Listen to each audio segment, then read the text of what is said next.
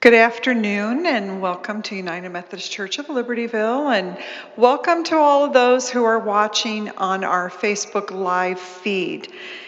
We're delighted to have with us today a very special speaker. She wants to help you raise more resilient children in the world that we're consistently growing up in. Jackie Rhew is the co-founder of the Center for Emotional Wellness of the Northwest Suburbs.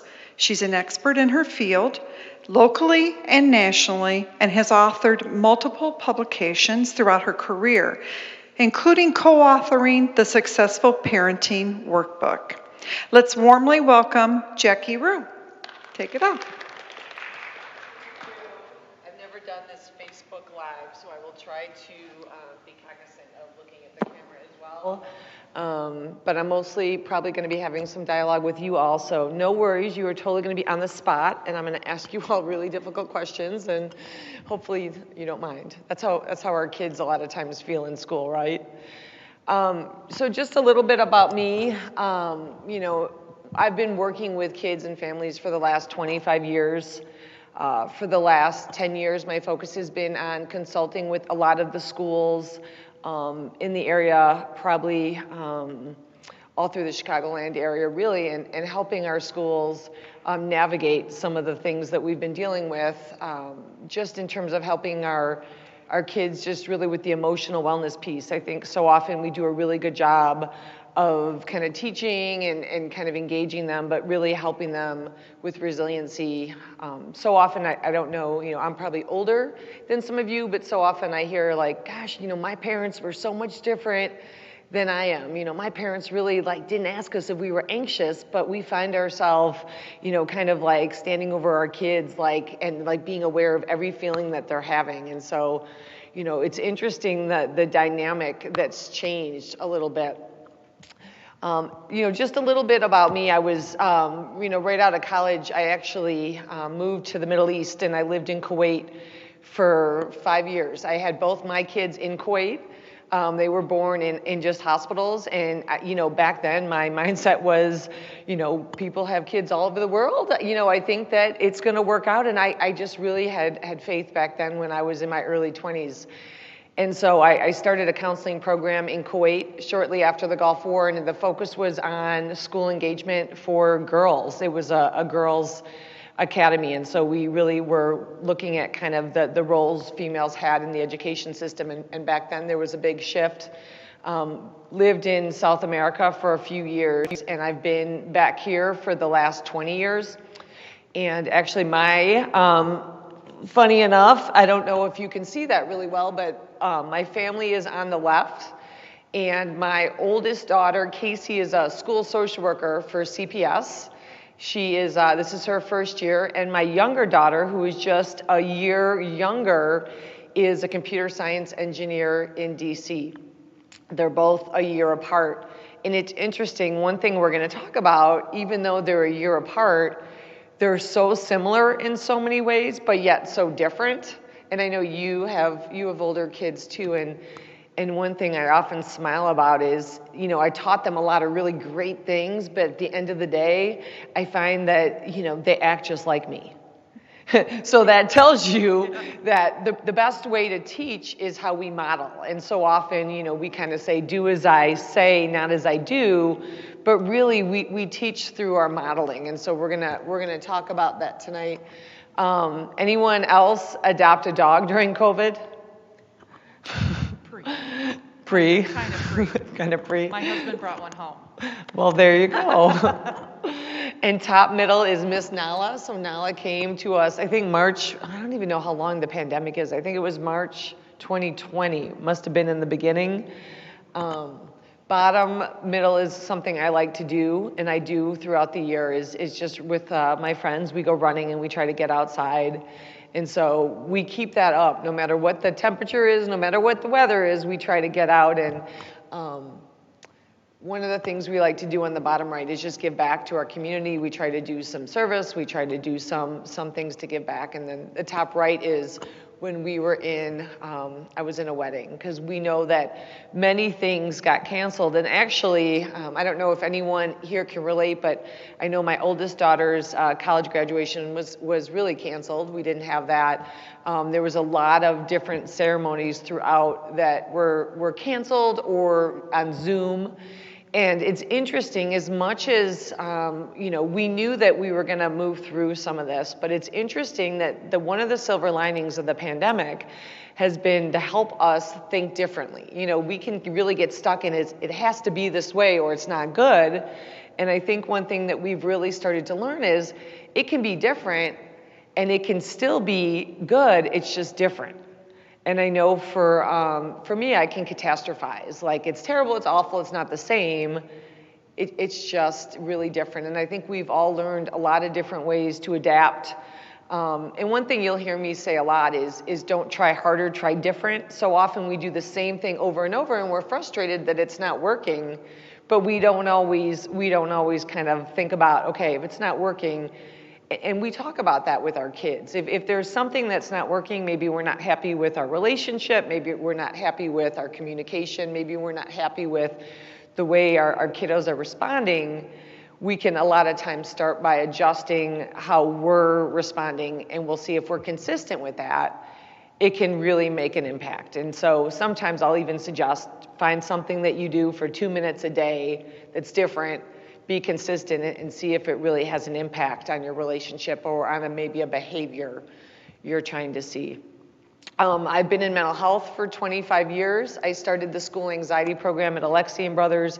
I speak and consult with hundreds of schools every year on kids with anxiety and school refusal and different issues. And more recently, I've had to really support schools because the educators are struggling. The educators are feeling very burnt out. They're exhausted. We're losing teachers quickly because as much as teachers love teaching, many of them are saying we're not gonna keep doing this if we're continuing to hit walls. And so be mindful of your teachers and your educational community. We need them.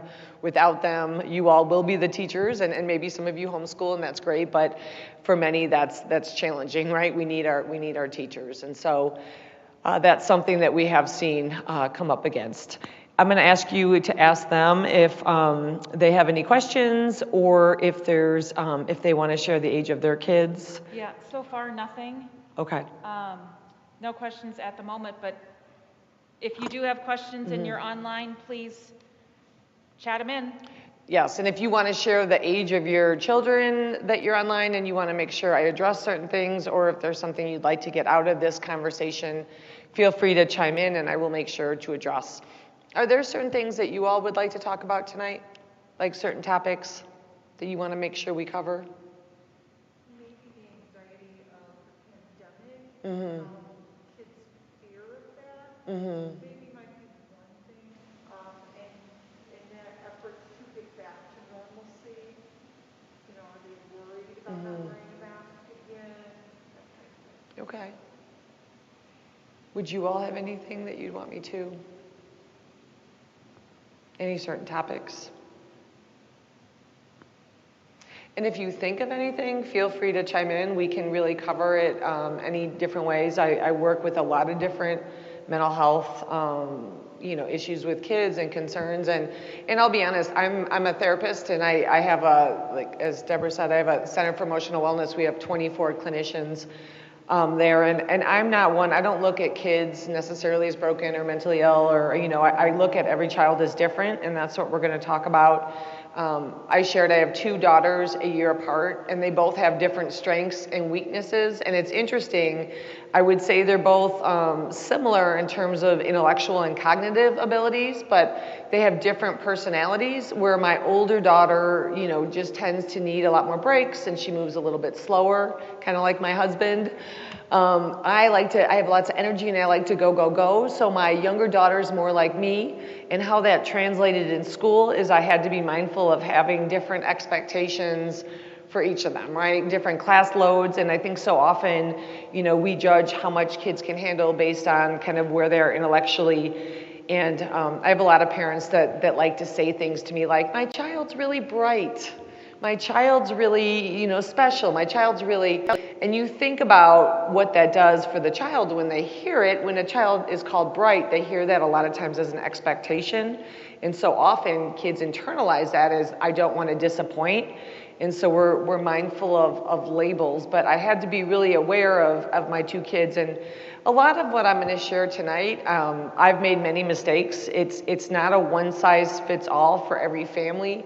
It truly is, think about it as talking points, but this is not like the end all be all. I've made lots of mistakes with my kids. I know kind of this is more of what I've learned, but really like in hindsight, just being aware that it is so often we place expectations on them without realizing it. We might say, I had a mom the other night that said, I don't know, I don't care, so much about her doing well in school. And the daughter who's in high school said, well, how come, I got a B on a test and you asked me if it was hard? And sometimes, we can kind of make comments that we're not always aware.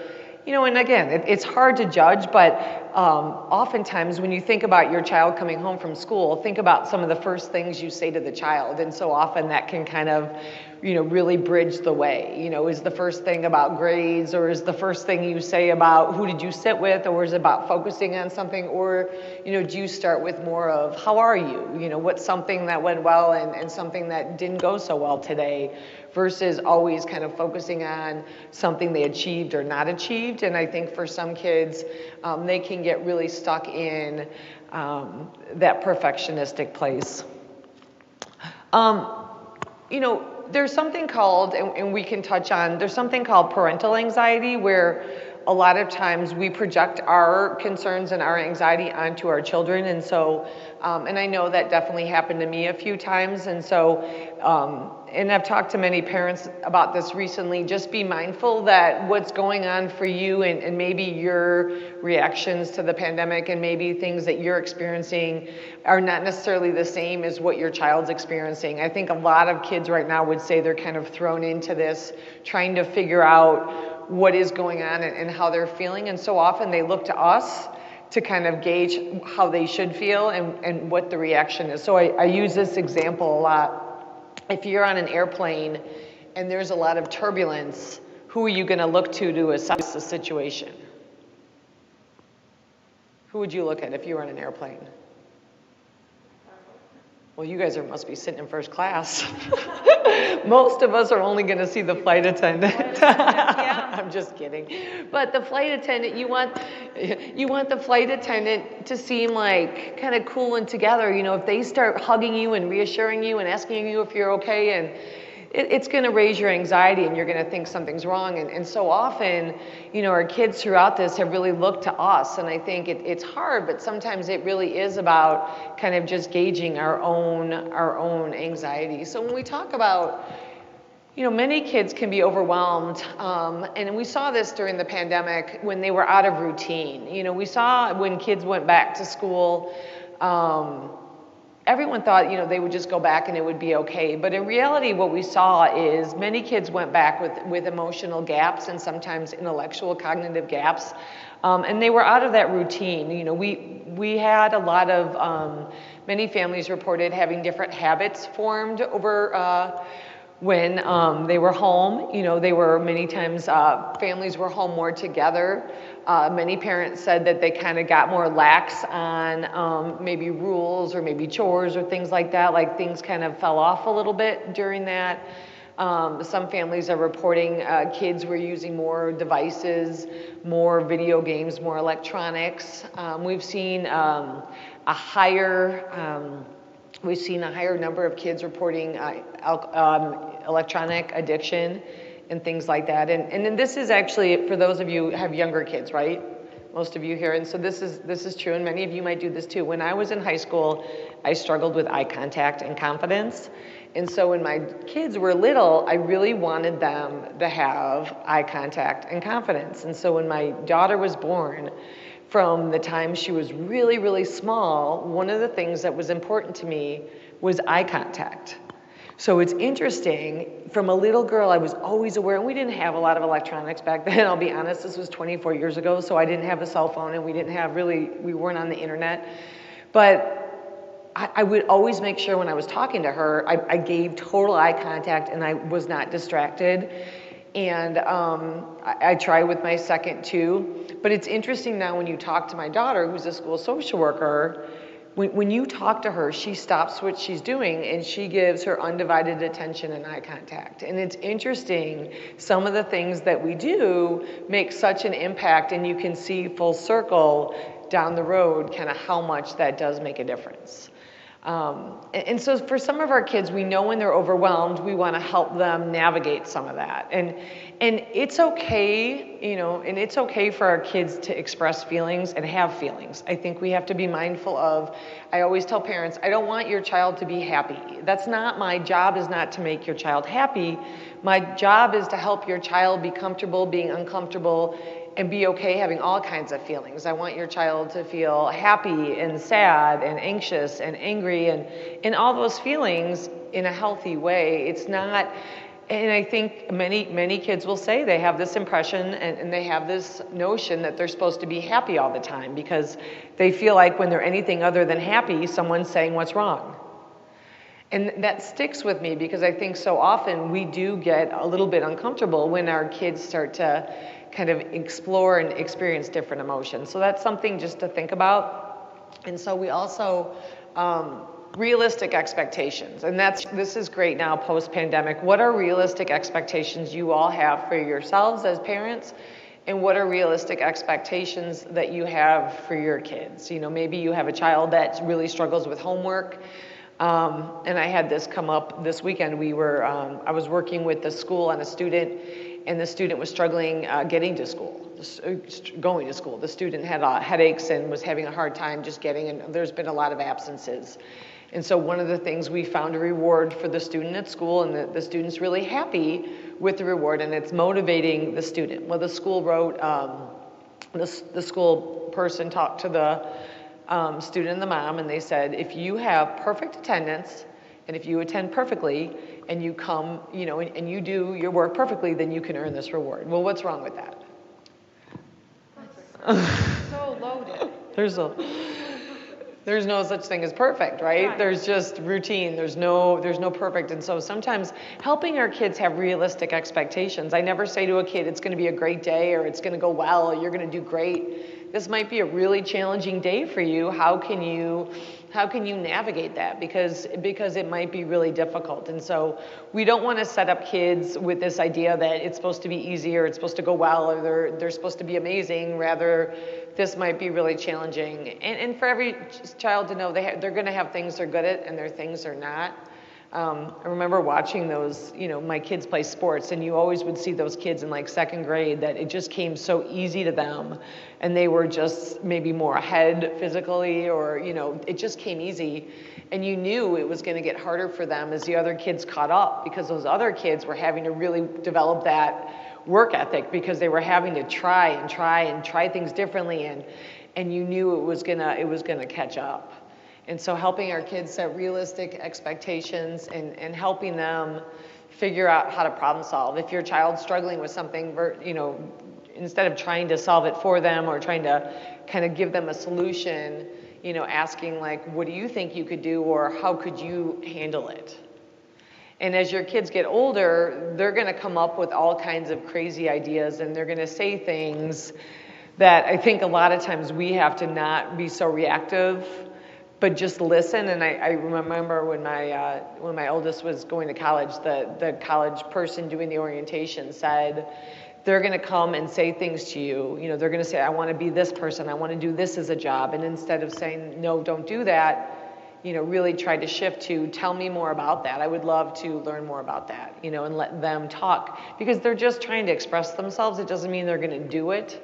But a lot of times that piques our anxiety, and we want to argue with them, or we want to kind of get into it with them, when really they're just trying to express themselves and feel validated. And that's really been, whether it's politics or about the masks or about any of this, they just want to be heard. So they might come up with an opinion that's totally different than yours, but sometimes it is important to say, you know, I want to hear kind of what's going on. And that might even have to do with church too. They might have a differing opinion and not want to go to church, and instead of saying you have to, you know, I really want to know what you're experiencing. I had one mom, she had a journal. Her daughter, they had a hard time communicating, so they had a notebook, and she would write in the notebook, and they would leave it in the shared space, and then the daughter would write in the notebook, and they wouldn't even talk about the things necessarily in the notebook unless they had to. They would just write back and forth, and the child would share all their feelings through this notebook. It was kind of cool. You know, out of the routine, and a lot of our kids lack confidence. And I think that comes from them just having a hard time when things get really difficult. You know, when things aren't easy, sometimes our kids lack confidence. And if they don't feel they're going to be good at it, and I hear this a lot from kids, I'm just so scared I'm not going to be successful. What does that mean? You're 2, you know, like, of course. But we joke, but like I hear this from even little kids. I'm scared I'm not going to be good enough. I'm scared I'm not going to be successful. Do we have any questions? So we have a mom online that has a 9-year-old and a 6-year-old, a 4-year-old from another mom, a 12-year-old, and then I do have something saying we're looking to get some resiliency training like 101 for younger kids in kinder, just making sure we as parents know the big golden rules for building resiliency so our kids know how to interact in this tough world, bullies, hard teachers, angry friends, etc. Okay, that's kind of a tall order, but yeah. You know, I think sometimes, like, the biggest thing that I think is important is think about just what we're reacting to, and we're going to talk about that tonight. And kind of, I think so often we react, and you know, there was a little child that was doing, the child was 3, and the child would lick the lips until they were like raw. And every time, you know, the mom and dad would be like, stop doing that, you know, and they would react. And the more they would react, the more the child would do it. And sometimes, again, don't try harder, try different. Whatever behavior you're seeing with your child, if you're concerned about, just be mindful of how you're responding, because so often we kind of continue a behavior, and so we're gonna go into that. But I think the biggest thing with resiliency is allowing even the younger children to like have feelings and just being mindful. It's kind of like that saying where they say when you rush the minute the child falls down and you have a big reaction, the child doesn't gain as much confidence. Or there was like the marshmallow project where they took a child with the marshmallow and then they would like shut the room to see what the child would do. And those kids that could sit with the marshmallow and not eat it and wait for more of a reward coming were able to build more resiliency and things like that. And so we're gonna talk about that. But one of the things, each child is different intellectually. You know, you might have a child that picks up things really quick. You might have a child that's really good at math. You might have a child that's really good at reading. You might have a child that has a learning disability. Every child's going to be different in terms of their cognitive development. And then we also look at where the child is emotionally. And a lot of times, actually, when I get called in to consult with the gifted classrooms, those kids can have even a larger discrepancy between where they're intellectually and emotionally. And so, you know, be mindful that every child's different in terms of their intellectual strengths, but also where they are emotionally. And I developed this scale, and one of the reasons I did is because when I was working in the school anxiety program, I would have parents calling me on a regular basis saying, I don't understand, my child's so bright, why are they struggling emotionally? And I hear that a lot. My child's a really good kid. I don't know what I did wrong. Why is my child struggling? And so one of the things we've talked about is, you know, you might have a child that is really advanced cognitively, but emotionally they struggle maybe regulating, they struggle soothing. You know, every child's going to look a little bit different. We also look at physical development. You know, does your child look physically their age? Or you might have a child who's 6 but looks 8. And why that's important to take note of is because so often we respond to kids how they look. And so kids that look a lot older than they are so often have these expectations like they're older, right? And then we also look at language. Is your child more of a visual learner Do they learn more by seeing, or do they learn more by like hearing? If we know the child is maybe more of a visual learner, and as a parent you're more of a talker, you know that's probably not hugely effective, that they're probably like losing attention. And we use this in therapy a lot too, is, you know, looking at where their strengths are and where their weaknesses are, and really trying to help build some skills. So like I said, when I'm working with a family, you know, so often, and I'll never forget, I had a dad that would just get really frustrated with his 12-year-old son because he felt that the son was lying. And he said, I just can't stand lying. And every time he thought the child was lying, he would get really mad and get into an argument with the child, and they would kind of battle. We talked about it wasn't so much that the child was lying, it was the child didn't have that perspective taking skills developed, and the child really didn't understand where dad was coming from, and a lot of times would get backed into a corner and just respond. And so we had to work on that skill, and we had to work on how the dad was responding, because the dad was just getting really frustrated and kind of yelling and getting mad, which is going to happen, but we laugh, right? I mean, have any of you yelled at your kids and you were like, that was really successful, that went well? Usually, and we all do it, but usually we feel worse when we power struggle or yell at them. So it's just, again, being aware of that piece. But so one of the things we talk about is just understanding, you know, every child's going to develop different. So we saw this with the pandemic, right? Many kids are a little bit behind emotionally. Maybe they're out of their routine a little bit. It's okay. Our kids are going to catch up. What's important is to think about kind of, does your child, and I'll even say with the little ones, you know, when we talk about resiliency, even with kindergartners, you know, teaching them how to ask for help. Many kids will tell me they don't know how to ask for help. They don't know how to like tell their teacher they're having a hard time. You know, you might even have kids at home that you ask them how they are and they say fine. Versus, you know, kind of working with them. I've even taken kids into Walgreens and had them ask for things from the cashier, or we've even done like little self-awareness exercises. How many of you go to Walgreens? Okay, so you guys know what IC3 is, right?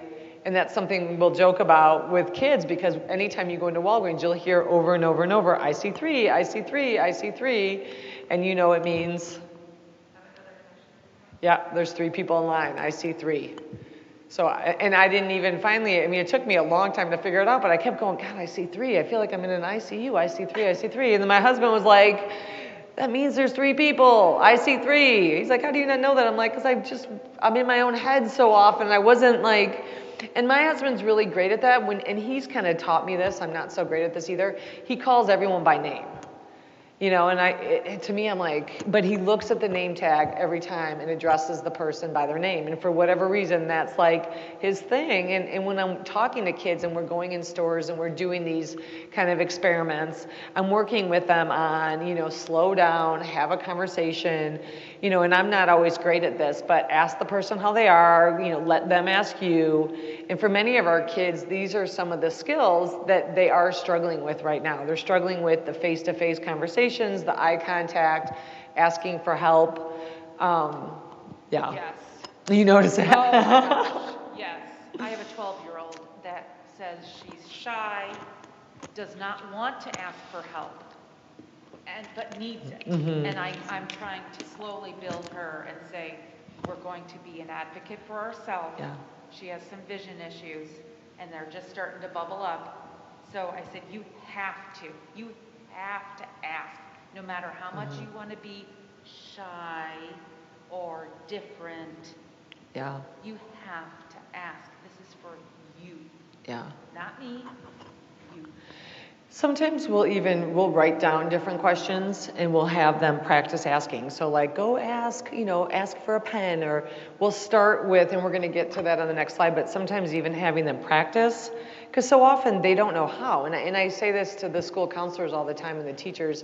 We're asking kids to do something they don't necessarily know how to do. We have to teach them how to ask for help. And it sounds silly, but a lot of times our kids, you know, they just look at us blankly, and they really don't, because they want to do it right, and they don't want to do it if it's not going to be right, and they don't know if it's going to be right. And so, you know, we talk about, and this is something to think about, you know, what do kids need to feel supported? And that's something that when we talk about the resiliency, I think being aware of, all the pressures that they are facing. Many of our kids are facing, pressures for making people happy and grades and doing things right and making sure they fit it all in. And, there's a lot of things. And so many of our kids are saying that they want to feel supported by being validated and heard. It doesn't mean, that we're going to say yes to everything. I mean, I think, still holding kids accountable is important. I think healthy limits is important, and we're going to touch on that. But when kids start to struggle emotionally, or I work with a lot of kids that have pain management issues, when kids start to struggle, we have a tendency to bring the expectations down and change them. And that's not necessarily always helpful either. And so, and making sure that our kiddos know how to relax, making sure that they do know how to self-soothe and use different coping strategies. And that's something that we have to teach them too. I think we can look at how we model some of that too. And so, having conversations about how to model and how to manage, and really in terms of helping them to bounce back. If you have a child that you see is really having a hard time with something, but you notice that they're making attempts, really praising them, like, gosh, that's so awesome that you went to that birthday party, even though, you sometimes get nervous in those kind of situations, or that's so awesome that you sat next to somebody, or, really praising the bounce back versus, great job, you got an A, staying focused on the outcome. Great point you made today. Like, I think sometimes we tend to be outcome driven, which leaves kids feeling like if they don't achieve that outcome, they're not achieving any kind of success or progress. And so shifting it to really, what do you want success to look like for your child? And I think, fast forward, when you think about like what you want your two twins to look like when they're 25, and you think about kind of some of the characteristics you want them to have and the values you want them to have, it's an awesome time to start to think about, how do I start to reinforce that now? Because it is, it is so telling as we start to shift. And in our environment, and social media really portrays success to look like we have to have it all together, and we have to be happy, and we have to be successful, and we have to have these really great kids. And one thing I will say is every child is going to struggle. Every child is going to look like a hot mess at one point between now and the time they're 26. And I think we don't normalize that enough. I think so often we kind of portray that, these kids are always doing well, and they're not. I teach kids how to struggle. I don't teach them how not to struggle.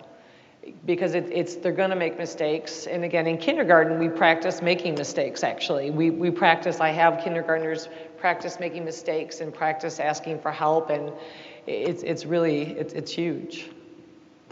So, wow. So we're going to go through this one quickly just for time, but again, allowing kids to understand that, and we're doing this in classrooms now too with teachers, is doing just a little bit of a check-in and allowing kids to kind of touch base with how they feel and be aware that, we want them to be comfortable in different feelings and emotions. We don't want kids thinking they're supposed to be happy or fine.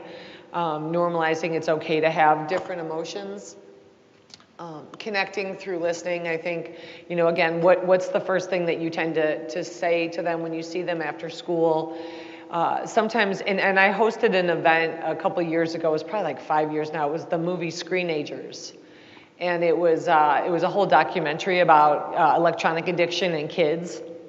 And let's be honest, some of the kids now are having iPads as young as like 1 and 2. I mean, I see little ones walking around with iPads. And so during this documentary, one of the moms stood up and she said, can you do something about all these kids on their electronics? And one of the 8th graders said, can you do something about all the adults? Because we don't have many opportunities to talk to adults without them being on their phone, answering a call in the middle of talking to us, or doing something else. And it was interesting hearing from this middle schooler's perspective of, he said, every time I try to talk to a teacher or my parent, they're distracted. And so it's interesting how we are all used to multitasking and doing all these things, but we forget just to kind of be there and be present. And a lot of times people say we don't really have time for that. We're in the car, we're shuffling, we're doing this. But, then when you ask why are we so stressed out, or why is my child stressed? And then, we talk about, well, we don't have any time to sit and kind of talk. You start to see start to see a little bit of the issue. And right now, mental health clinics are at an all-time high. We've never seen anything like this. I mean, and people could say it's because of the pandemic. This was coming before the pandemic. We're having mental health centers everywhere. Every therapy center is booked. In fact, there's more. If you have a child you're going to give them career guidance, tell them to be a therapist now, because they're starting out of college at these huge salaries because there's such a shortage and a demand. They can pretty much name their job and name their salary. And so the shortage in child and adolescent psychiatry and therapists is huge right now, and it's a growing issue. We're going to talk a little bit just quickly on stress and anxiety. If you have a child that has anxiety, there's actually a couple cool tools out there. I think one of them is called the family anxiety hierarchy, and I can share that with you too. But think about things that trigger your anxiety during parenting. Think about things that cause you to be anxious. And most parents will say that nothing can trigger their anxiety like their children. We want our children to be okay. We want them to be happy. But sometimes we have to just be in tune to things that cause us anxiety in our parenting. And all kids get anxious. It really is about kind of understanding, and some kids will have more anxiety temperaments. Some kids are more sensitive and just have more anxiety temperaments. Some kids become more anxious due to certain situations. So I actually have a list that I'll create of different situations that can create anxiety in kids, and I'll have kids circle things on the list. And then we'll practice doing those things that cause them anxiety, because the more you practice doing what makes you anxious, the less anxious you become. And I work a lot with schools that we don't want to necessarily, when a child has anxiety, rush into the school and try to avoid all the situations that cause them anxiety, because it's actually going to make the anxiety worse. And the whole premise of anxiety is, if you have anxiety, part of it is recognizing, one, the messages you're saying to yourself. And so typically when we're feeling anxious and overwhelmed, we don't worry that we're going to win the lottery, or we don't worry that things are going to go really well. I'm so worried everything's going to go perfect when I have these babies, and the hospital's going to have 2 extra pillows for me waiting there, and I worry that there's going to be 6 doctors on call. You worry worst case situation. And so part of it is teaching kiddos how to kind of manage those thoughts, but it's also, as parents, we don't want to be asking our kids if they're okay every 5 minutes and providing a lot of reassurance, because that's going to pique their anxiety as well. And so a lot of times anxiety can be really frightening, but really it is an emotional state that we have to learn to kind of sit with and work through. So for example, I had a mom and a second grader, and the second grader was too anxious to go to school. So the mom had to really guide the child in the car. The child got in the car. And one thing that happened on the drive to school, and I was sitting in the car with the mom helping her, and the mom kept asking the child if the child was okay. What do you think that did? It made it a lot worse. Made it a lot worse versus, okay, we're going to be in the school in 5 minutes. And sometimes I'll advise parents, when kids are in an emotional heightened state, don't talk to them. You might want to say something like, you look anxious, let's take a moment and let's just breathe for a moment, and we'll talk when you're calm. But you don't want to engage with a child when they're really emotional. And I say the same thing to teachers. You don't want to discipline a child when they're not regulated. So if you're the parent, and this is just my opinion, but you don't want to be, if you have a child that's having a hard time emotionally, you don't want to be yelling at them or giving them consequences in that moment. Because one, they're not rationally hearing you. You want to kind of get them calm, and then, kind of go back and talk about the accountability piece if possible. This is even going to upset some kids, but it is about kind of developing a routine. You all have younger kids, but I work with a lot of parents that have a hard time with setting limits on the electronics. We know kids with anxiety and ADHD are more prone to electronic addiction. And some parents will say, when I try to set a limit around the electronic use, my child becomes very heightened. They might even become verbally or sometimes even physically aggressive. And this is a thing because electronic addiction for kids is a real thing. They get really ramped up. They get really obsessed with the electronics. Certain video games can really cause these reactions. And when parents go to set limits, sometimes they will see that child become very, very heightened. And so one of the things we want to be careful of if you're seeing that is that's a sign that we maybe need to do things a little bit differently. Sometimes things can get worse before they get better. And we see that even with anxiety. We also, we want to be careful not to call everything anxiety. So if you have a child that has anxiety, sometimes we don't want to call everything anxiety. This child's anxious, or this child's shy, or this child's, it's not, anxiety is not an umbrella for everything. You might experience anxiety, but you're still going to have your feelings of sad or angry or mad. So I hear parents say this all the time, my child's anxious. My child has, and we love this word. For whatever reason right now today, we love the word anxiety. Everybody's anxious, we throw it around. And for a lot of kids, it takes away from their experience. Because they're like, I'm just anxious. Everyone just calls me anxious. And when we really start talking about things, there's so much going on. You know, I had a fifth grader that was upset about her parents were fighting, and everybody just kept saying the child's just anxious. And the child never got to really talk about the fact that she was upset about her parents fighting because we just kept labeling her anxious. And so it's important to me now that I really, sometimes I don't even use the word anxiety. I say things like, you know, what are things that make you uncomfortable? What are things that are difficult for you? Because I do think our kids are hearing this word anxiety and they're kind of forgetting that there's other things going on. You know, again, for kids, I have a lot of perfectionistic kids I work with.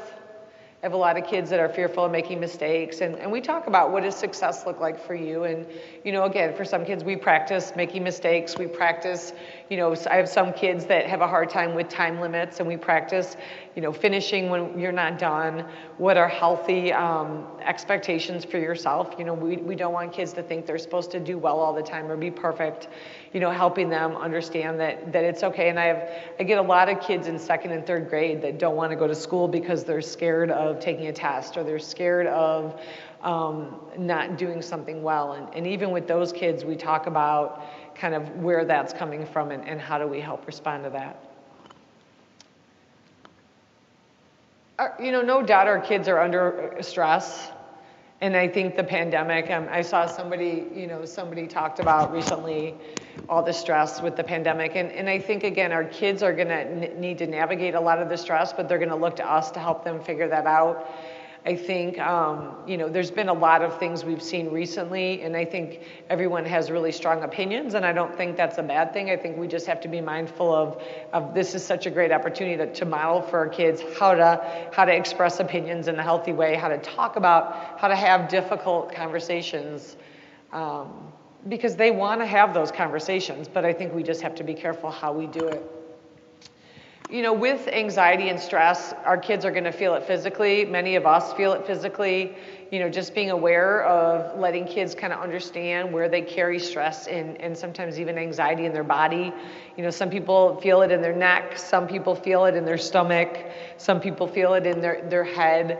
A lot of times stress will manifest in different ways, and helping kids understand kind of where stress is. And also just understanding that when it does start to get uncomfortable, a lot of times we want to avoid, and that's what this slide is. We don't want to avoid things that make us anxious. And so if you're anxious about something, in fact, you want to practice doing it. We don't ever, you know, throw kids into the water, but we have them identify situations that cause them to be uncomfortable, and then we have them practice. And sometimes we'll do what's called behavior modification, where we will set up scenarios to motivate kids. I never say to a child, you have to. I don't get into power struggles. I always say to kids, you have a choice. You could choose to do this or that, but this is what's going to happen, you know, based on these choices. And a lot of times we want to avoid reassurance. We don't want to tell kids they're going to be fine, don't worry about it, it's going to go really well, because reassurance makes it worse. The more we reassure, the more the anxiety is going to get prolonged and heightened. And so a lot of times it is for us as parents about being mindful of our own anxiety and kind of recognizing, is my response more out of my own emotion, or is this kind of out of that goal or purpose I have? And this is really evidence-based practice for anxiety. They do something called exposure therapy. So, you know, let's say, you know, you're anxious about planes, or you're anxious about public speaking, or you're anxious about whatever you're anxious about. There's different ways to do it. Sometimes it's going to be actually real life exposures, and sometimes it's going to be more talking it through or journaling or writing it out if it can't really happen. But just because you have a thought doesn't mean it's reality. It just means it's a thought, and being careful of that too. If you have a child that's having a panic attack, if you have a child that's really heightened, again, you don't want to sit and talk to them and try to engage in a whole conversation. A lot of times it is about, what, you seem upset, let's take a moment, allow them to have that space. If you have a child that's resistant to that and is not doing it, sometimes we do set up, and this is a whole nother conversation, but we set up different, structure. So I had a child that was anxious, and the child started throwing things at the wall. So I worked with the mom on not excusing the behavior just because the child was anxious. The child still was held accountable for throwing things against the wall. I think sometimes we have a tendency to say, well, the child's anxious, so that's why they threw it against the wall. If you threw a book at your boss, what would your boss say? No, he wouldn't ask. You would be in trouble for throwing a book. And I think we have to be careful with our kids. A lot of times we're excusing behaviors, and kids that have emotional really need that structure and that accountability. A lot of times of it being consistent, not harsh, but consistent, that you still, even though you're anxious, you're still expected to come to dinner. You're still expected to, kind of do your homework.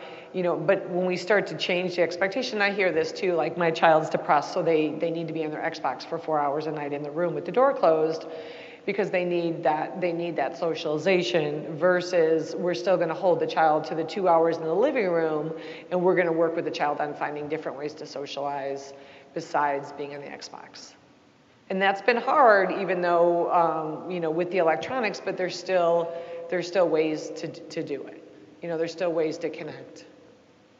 I'm worried about the electronics. I'm worried about when I see 2-year-olds being exposed to some of the stuff they are on the internet. I'm worried about how their empathy and their perspective taking is being influenced. I see that now with even some kids that are 18, 19, and 20. Some of the shift in terms of they're very stuck in what they want and what they need, and they don't always see, I don't know if you all see that, but they don't always see the bigger picture. And I hear a lot, even from different, people in that age range, well, this is what I want. This is what I need. Okay. Yeah. Okay. Okay. And you hear that and you're like, okay, well, that's not going to work when I'm your boss, man. That's going to be tough. We got to work through some of that. But it's helping them and really kind of getting the kids to see that what's your perspective. And that's something that, a lot of kids are struggling with right now. The internet's not bad. The video games aren't bad. If your child's on social media or playing video games, play with them, know what they're doing, be aware. It's a slippery slope. I mean, we still want them to be age appropriate. There's little kids recently watching this one TV show on YouTube, and when you pull something on YouTube, there's a whole thing. You get all this other stuff that's not healthy, and so you got to be really careful what they're doing on YouTube. It can start innocent, but there's a lot of promotion out there to get these kids hooked and get these kids, and there's a lot of violence. And so I think sometimes, when my kids were younger, it was 6th, 7th grade was the norm for when kids first got cell phones and were first really allowed to be on those things. And I don't think that's the norm anymore.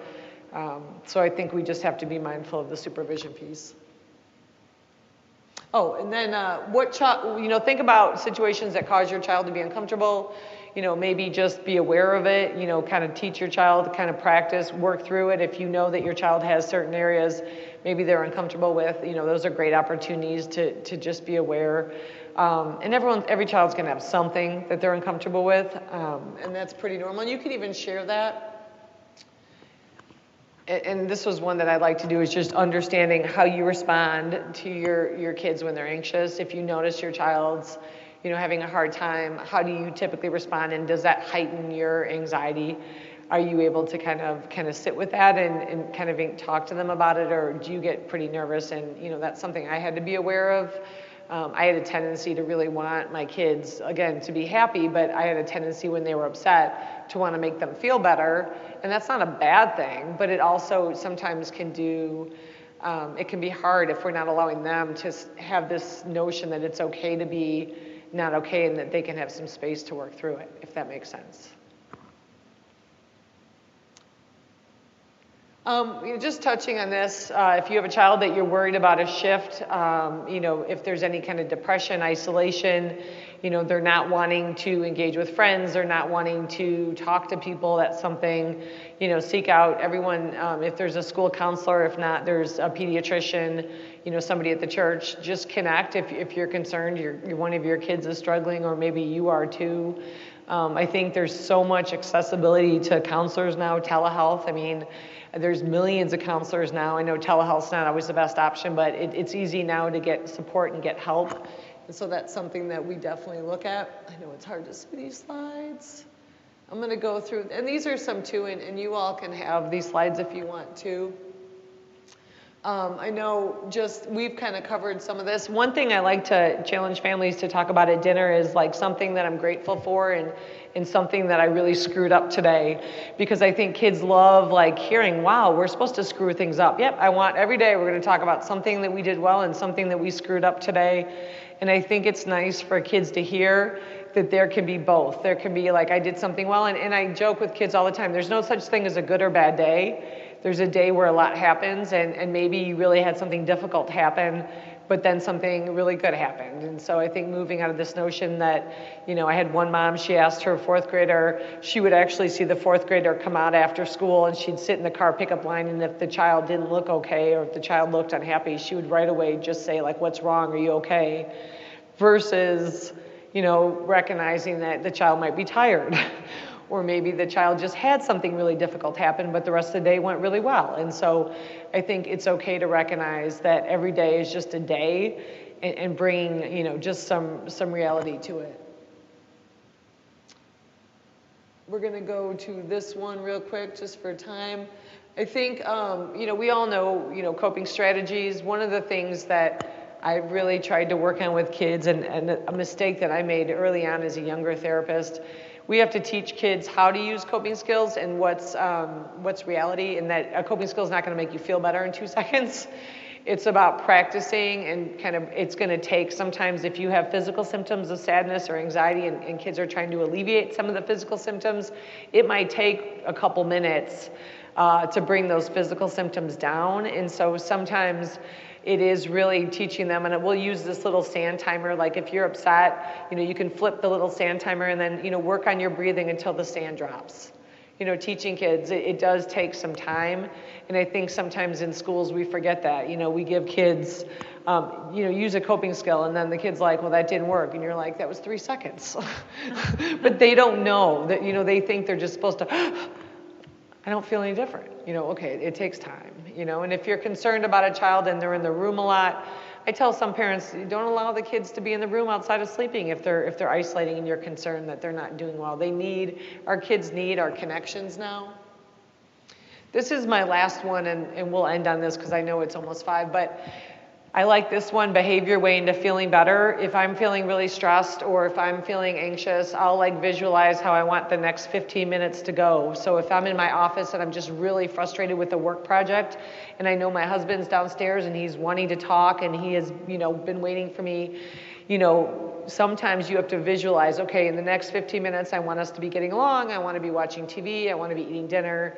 But I know because I'm really frustrated, I have to be aware of my own emotional reactions. And so I'll visualize it. So when he says that one thing that might cause me to be like, which can happen sometimes, right?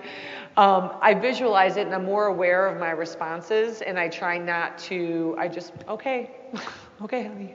And then you just keep walking, because sometimes we get stuck and we respond to something that then turns into something when really we could just kind of take a little bit of a detour. So I do like that behavior way into a different ending. And for a lot of our kids to see, sometimes you're not always going to want to do it, but as you do something different consistently, you're going to feel different. And so there are going to be times where we have to behave different to feel different.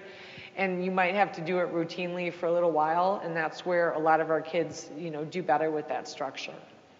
And so kind of to answer your question, some of the kids I think are, worried about masks and not masks, but I don't think our kids are as worried about it as we are. I think our kids are very adaptable, and I think our kids, if anything, they're going to look to us. And I think right now is having conversations with our kids about what they're seeing and what they're hearing, because I think they're seeing a lot and they're confused. They're confused. They see parents yelling on, social media, or they see all these comments, and I think many of our kids are just confused. And when they're worried about us, they don't feel safe. When our kids don't see us as having a good sense of control over what's going on and our own emotions, that can cause our kiddos to feel a little bit uneasy. Well, we have any more questions from anybody? Any questions at all? Do we have any from online? Not at this moment. Okay. I wish I had known you 20 years ago. I was like, oh, yeah. Makes you think as a parent all the things you did wrong. Oh, for sure. Right? Well, we so appreciate you today. And I'm grateful for those of you who did come out, and for those of you who are listening online. We're so glad that we could offer this to you as an option. And thank you so much for coming. Thank you.